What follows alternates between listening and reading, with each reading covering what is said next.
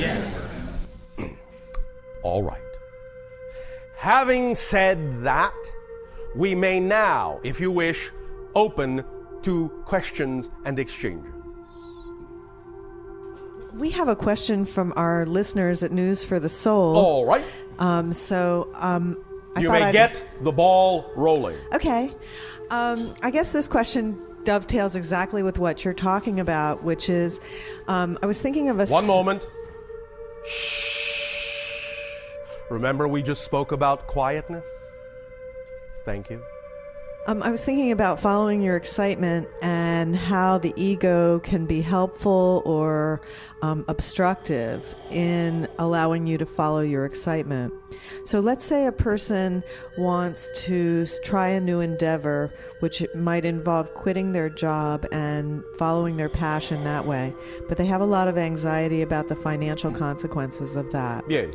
And so how does this happen that the person is able to balance out the energy between their higher mind and their physical mind in order to be able to have everybody do their job appropriately in that scenario? First and foremost, as we have said, you must honor the belief system that is there to whatever capacity you feel it is necessary to do so. In other words, you give honor to the belief system that the ego has created and recognize that from the ego's perspective, it is valid. From the physical mind's perspective, it is valid. Therefore, you don't abandon it willy-nilly, as you say. You work with it. You, in a sense, make a deal. You say, all right, I'll tell you what, physical mind, ego mind, I'll tell you what. I will continue to work with, say, 90% of that belief system, but give me just 10% to play around with, and I will show you that that 10% can actually work. Make a deal, strike a deal with the ego to give you some latitude to move beyond, even a little bit, incrementally beyond the belief system you believe is necessary in order for you to continue. As you make those deals and keep doing them, bit by bit, you will train the ego to understand that as you ask for more and more latitude, the ego will actually feel itself being more and more supported, and it will allow you more and more and more latitude until such time as one day you will look around and realize that all the old belief systems are already gone and that you allow yourself complete support with the new belief systems in whatever way actually supports you. The second thing is, while you're doing that and making those kinds of deals with the ego, if that's what it takes, is to embark on an expedition, embark on a campaign of redefining the ideas that you're using. For example, the idea that the only way you can be supported in life, the only way you can be allowed to do the things that you desire to do, is with one particular format or representation of abundance. Remember that our definition of abundance is the ability to do what you need to do when you need to do it. Period. Now, if on your planet money is one of those things, all well and good. But the idea is it's simply required that you have the ability to do what you need to do when you need to do it. And if money isn't necessarily the way in which it's best to do that thing, then your reality, your higher mind will actually bring you the thing that would actually allow you to do that with less effort. Because sometimes if you insist that money's the only way a certain thing can be accomplished, again, that might simply be setting up an obstacle to bang your head against, when in fact your higher mind could actually bring it to you in a more easy way if you would only relax your definitions about what you think you need. So by going on a campaign of changing your definitions of what you think you need in order to be who you prefer to be and have the life you prefer, while simultaneously making deals with your ego to let you stretch a little bit beyond the belief systems, but while still honoring those you really feel you cannot yet change, you can work out a pacing for yourself that will allow everyone the balance they need, everyone to participate, all the aspects of your consciousness to participate as it needs to, and bit by bit you will find that you will change. So if the ego is frightened in that scenario, yes, will it sometimes try to sabotage the person? Like they'll say, yes, of course. Okay, I'm going to try but this. But that's why you need to strike a deal. You see, you need to find a negotiation that works. Because the only time that the negative ego will sabotage you if it feels it's not gotten a fair listen, a fair deal, a fair negotiation. If it feels that you are avoiding it, attempting to go around it, circumvent it. You understand? It sounds like business It protocol. is a business deal. Because the physical ego is all about physical business, the physical world. Therefore, one good way is to use its own language. Deal with it in a negotiation and allow it to understand that you are willing to negotiate fairly. So if you negotiate a fair deal from the ego's point of view and it allows you some latitude in that negotiation, then there is no reason why it would need to sabotage you. The sabotage only comes when you have not negotiated a fair deal. That sounds incredible because it's really about understanding the language of the ego. Yes. And talking in terms that it really can embrace and accept. Absolutely. It's all about definitions, understanding them, and working with them.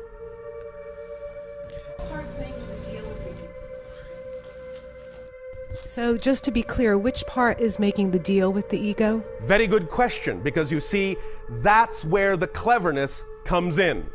Because the idea is that the one that is actually negotiating with the ego is the higher mind. And so by bringing up the issue of creating a fair negotiation, you have already brought the higher mind to the table.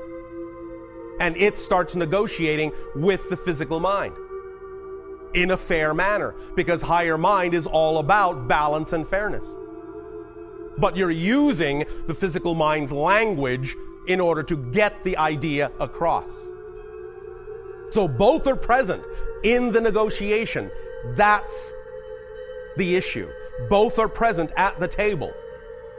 By even offering the idea of a negotiation, you have brought both the physical mind and the higher mind to the table to work out the best deal for the whole person. And that's the underlying issue in the negotiation. You are working out a fair deal for everything involved, for the whole being, for both sides, for both polarities. All right? Okay, that's great. I'm getting a lot more clear on how you can have this dialogue with all these different aspects of yourself. Yes. And become a unified person. Yes. Thank you. Thank you, Thank Bashar. Good day, Bashar. And to you, good day. Thank you. Recently in my meditations, especially with the use of entheogens, I have... The use of... Entheogens. Define. Well, the scientific name for it, entheogen, en meaning in, theo is God, gen is generate, so it's plants that generate God within, such as like mushrooms and things of those Understood. nature. Okay, so I've done mudras. Yes. And later finding out my ego, physical mind, doing research, finding out there are ancient Tibetan hand signals that raise frequency. Yes. What is it? Is this my higher mind communicating with me? Why is this happening? Is it like a quantum overlap? What's well, yes, in a sense, although again, remember that all of these things are simply permission slips. You understand? Sort of. Can you elaborate? The notion of permission slips is simply that which you are attracted to use as a symbolic helpmate to put yourself in the proper state of being that represents more of your true self. But the idea is that you attract yourself to use these tools, these rituals, these ideas as a permission slip to align with your belief system, to allow yourself a reason to give yourself permission to be more of yourself.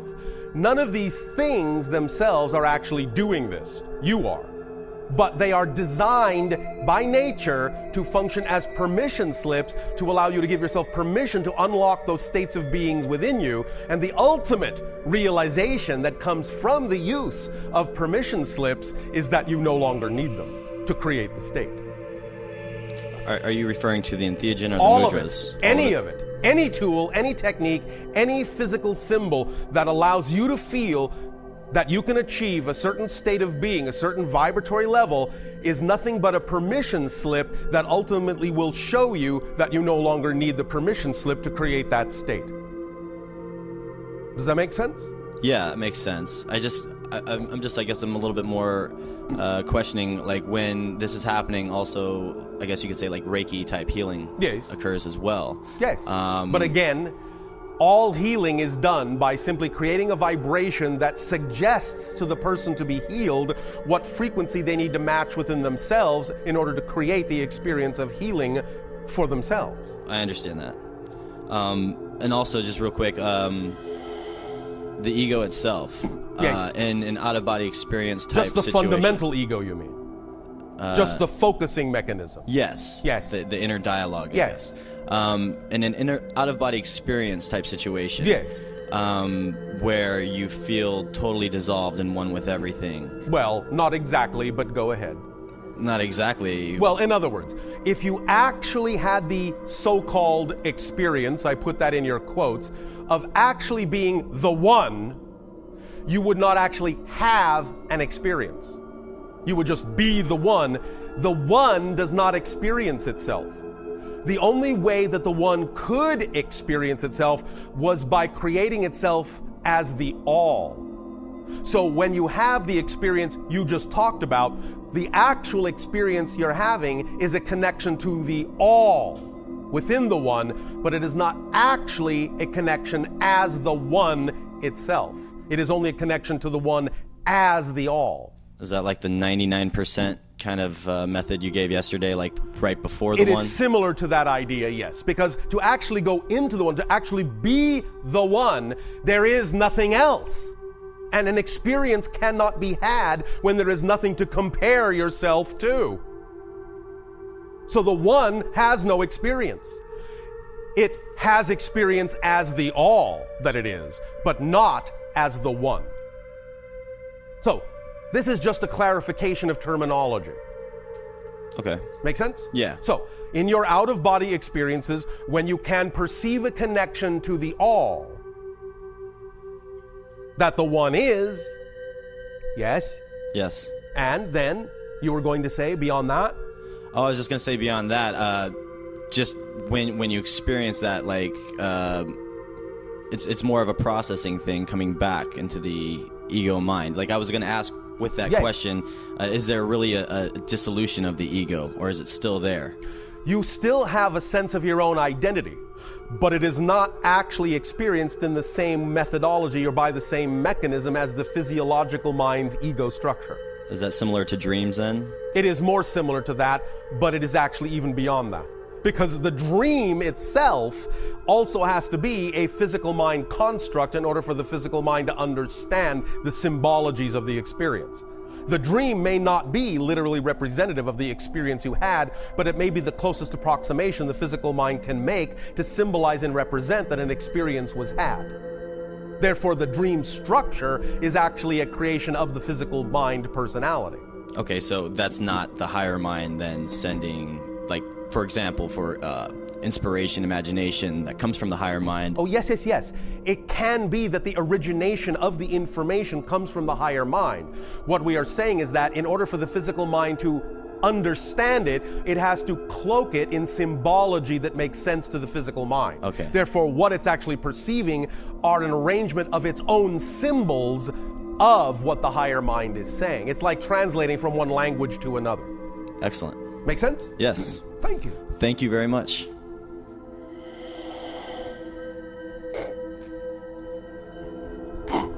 Good day, Bashar. And to you, good day.